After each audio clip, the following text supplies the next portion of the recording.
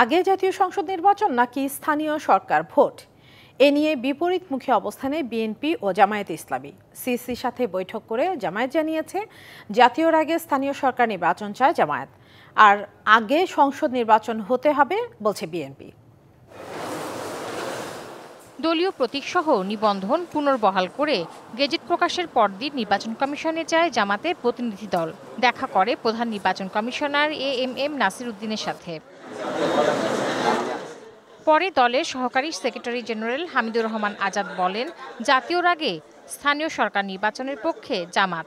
পুনর্গঠন না চেয়েও বর্তমান নির্বাচন কমিশনের উপর আস্থা রাখতে চান তারা। লোকাল গভর্নমেন্ট ইলেকশনটা আমরা বারবার দাবি করেছি, তত্ত্বাবধায়ক সরকার, কেয়ারটেকার সরকার, অন্তর্বর্তীকালীন সরকার, যেই ফর্মেই সরকার থাকুক না কেন, সেই সরকারটার অধীনে যদি লোকাল গভর্নমেন্ট ইলেকশন হয় তাহলে এটা অনেক বেশি ফেয়ার এবং গ্রহণযোগ্য হবে এবং সেখানে জনগণের সঠিক প্রতিনিধিত্বটা আসবে।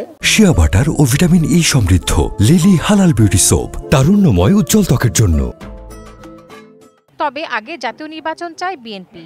নয়াপল্টনে দলীয় কার্যালয়ে ব্রিফিংয়ে দলের এই অবস্থান তুলে ধরেন সিনিয়র যুগ্ম মহাসচিব রুহুল কবির রিজভী।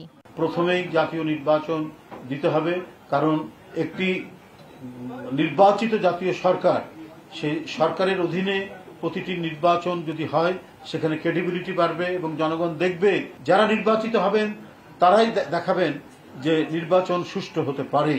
এদিকে নির্বাচনের আগে ৩০০ আসন পাবে বলে এনসিপির এক নেতার বক্তব্য কিসের ইঙ্গিত দেয়, এমন প্রশ্ন তুলেছেন বিএনপি চেয়ারপারসনের উপদেষ্টা জয়নুল আবদিন ফারুক। নির্বাচনের লড়াই রমজানের আগে হবে, তার আগে কেমনে বলেন ৩০০ সিট পাবেন, কিসের ইঙ্গিত দিচ্ছেন? জাতীয় প্রেস ক্লাবের সামনে এক অনুষ্ঠানে তিনি আরো বলেন, রাতে ভোট করে আর ক্ষমতায় আসা সম্ভব না। Tahsina Jessy, DBC news, Dhaka.